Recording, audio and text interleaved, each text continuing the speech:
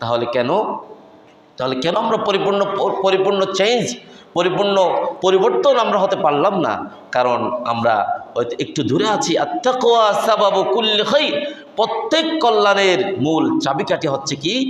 আত্তাকওয়া। প্রিয় হাজিরিন, এজন্য তাকওয়াকে বলা হয় রাসু কুল্লি খাইর, সকল কল্যাণের মাথা, মূল। ওয়া মিফতাহু কুল্লি খাইর, সকল কল্যাণের চাবি। ওয়া সাবাবু কুল্লি খাইর, সকল কল্যাণের উৎস। ফিদ দুনিয়া ওয়াল আখিরা, দুনিয়া এবং আখিরাতে। তাকওয়া ছাড়া মানুষ যত কল্যাণ, যত কিছুই মানুষ পাক না কেন, তার এটি পরিপূর্ণতা কখনো আসবে না।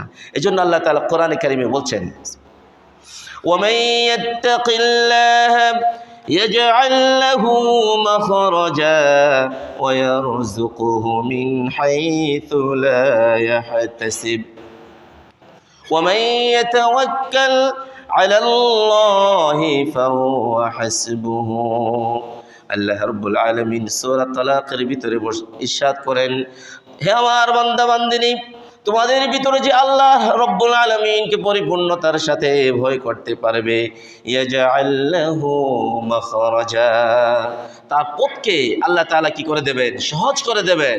ওয়া ইয়ারযুকুহু মিন হাইথু লা ইয়াহতাসিব, একটু রিজিকের জন্য আজকে আমরা প্রকাশ্য দিবালোকে একজন আরেকজনকে খুন করি, একটু ভালো থাকার জন্য, একটু ভালো রিজিকের সন্ধানের জন্য আমরা মানুষের কত ক্ষতি না করে থাকি।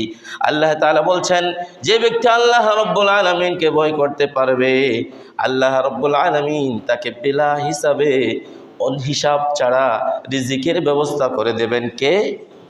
وَمَن يَتَوَكَّلْ عَلَى اللَّهِ فَهُوَ حَسْبُهُ, কেউ যদি তাকওয়া অবলম্বন করার জন্যে নিজের সামনে হাজারো বারিত সুযোগ থাকার পরেও আল্লাহ রব্বুল আলামিনের প্রতি তাওয়াক্কুল করে সমস্ত সুযোগ সুবিধাকে বঞ্চিত করে দেয়, সুযোগ সুবিধা থেকে বঞ্চিত হয়ে যায়, বাদ করে দেয়, আল্লাহ রব্বুল আলামিন বললেন, ওই ব্যক্তির জন্যে স্বয়ং আমি আল্লাহই যথেষ্ট হয়ে যাব।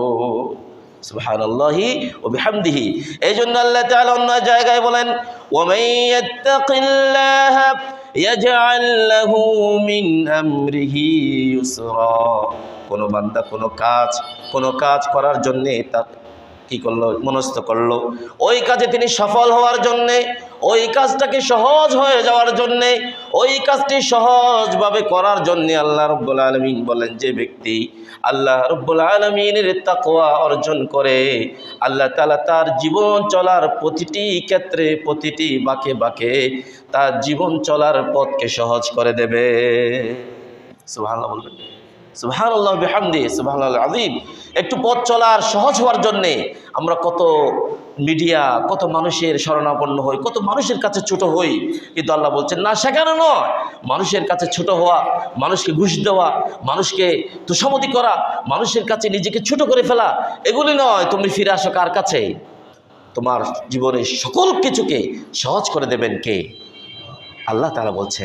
প্রিয় হাজিরিন, সুতরাং ভালো রিজিক, হালাল রিজিক, দুনিয়ায় হালাল রিজিক, আখিরাতে চিরস্থায়ী নিয়ামত মানুষের চাওয়া, প্রত্যেক মানুষের, মুমিনের চাওয়া উচিত, চাওয়া এবং পাওয়া হওয়া উচিত দুনিয়ায় হালাল রিজিক, যে রিজিকের ভিতরে বরকত থাকবে, যে রিজিকের ভিতরে প্রশান্তি থাকবে, যে রিজিকের কারণে ফ্যামিলিতে শান্তি থাকবে, যে রিজিকের কারণে চাকরি বাকরি, ব্যবসা বাণিজ্য, লেনদেন, কাজকর্ম, ফ্যামিলিতে, সংসারে, সন্তান সন্ততি, পিতামাতা, মা বাবা, ভাই বোন, আত্মীয় স্বজন, যে যেখানে আছে না কেন সেখানে শান্তি, প্রশান্তি, স্বাচ্ছন্দ্য থাকবে, এমন রিজিক আমরা সকলেই চাই না?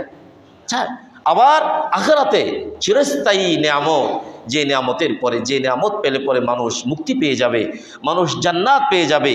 এজন্য দুনিয়ায় হালাল রিজিক, আখিরাতে চিরস্থায়ী নিয়ামতের একমাত্র মূল চাবিকাঠি হচ্ছে আত্তাকওয়া। প্রিয় হাজিরিন, এজন্য আল্লাহ তাআলা কোরআন কারিমে অন্য জায়গায় বললেন, ইয়া আইয়ুহাল্লাযীনা আমানু ইন তাত্তাকুল্লাহা ইয়াজআল লাকুম ফুরকানা, হে আমার বান্দা বান্দিনী, যদি তোমরা আল্লাহ রাব্বুল আলামিনকে ভয় করতে পারো,